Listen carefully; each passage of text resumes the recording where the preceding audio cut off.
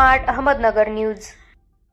नगरमध्ये डॉक्टर सुजय विखे पाटील यांचा जनता दरबार, नागरिकांच्या अर्जाचा स्वीकार, कार्यकर्त्यांकडून शुभेच्छांचा वर्षाव। अहिल्यानगर भारतीय जनता पक्षाचे नवनियुक्त प्रदेश उपाध्यक्ष डॉक्टर सुजय विखे पाटील यांनी अहिल्यानगर शहरात जनता दरबार घेऊन नागरिकांच्या विविध समस्या व मागण्यांबाबतचे अर्ज स्वीकारले। सकाळी 10:30 ते सायंकाळी 4 वाजेपर्यंत ते नागरिकांच्या भेटीसाठी उपलब्ध राहिले असून जिल्ह्यातील विविध भागातून आलेल्या नागरिकांनी आपल्या अडचणी, सूचना आणि निवेदने त्यांच्या समोर मांडली। बिळतघाट येथील इंजिनिअरिंग कॉलेजच्या सेमिनार हॉलमध्ये आयोजित या जनता दरबाराला जिल्ह्यातील विविध भागातून नागरिक व कार्यकर्त्यांची मोठी उपस्थिती होती। अनेक नागरिकांनी आपल्या प्रश्नांबाबत लेखी अर्ज सादर केले। डॉक्टर सुजय विखे पाटील यांनी प्रत्येक अर्ज काळजीपूर्वक ऐकून घेत संबंधित विषयांबाबत योग्य त्या स्तरावर पाठपुरावा करण्याचे आश्वासन दिले। नागरिकांशी थेट संवाद साधत त्यांच्या अडचणी समजून घेण्याचा प्रयत्न त्यांनी यावेळी केलाय।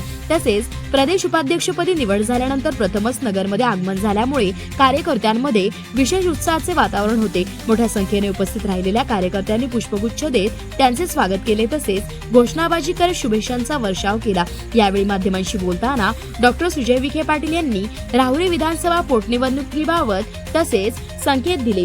10 ते 12 मार्च दरम्यान राहुरी विधानसभा पोटनिवडणुकीची घोषणा होण्याची शक्यता असल्याचे त्यांनी सांगितले।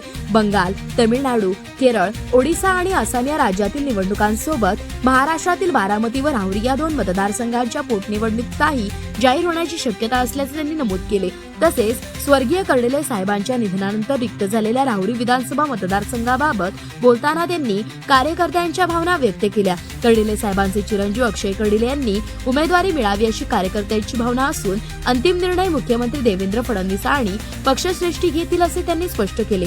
जिल्ह्यातील भाजप संघटना अधिक बळकट करण्यासाठी कार्यकर्त्यांचे योगदान महत्त्वाचे असल्याचे सांगत नमूद केले की संघटनेत दीर्घकाळ काम करणाऱ्या कार्यकर्त्यांना न्याय देणे आणि त्यांना योग्य स्थान मिळवून देणे ही आपली जबाबदारी आहे। कार्यकर्त्यांच्या बळावरच जिल्ह्यात भाजपची ताकद वाढली असून आगामी काळात संघटनात्मक काम अधिक गतिमान करण्यावर भर दिला जाईल। यावेळी बोलताना डॉक्टर सुजय विखे पाटील यांनी प्रदेश उपाध्यक्षपदी निवड केल्याबद्दल पक्षश्रेष्ठी कार्यकर्ते आणि हितचिंतकांचे मनापासून आभार मानले।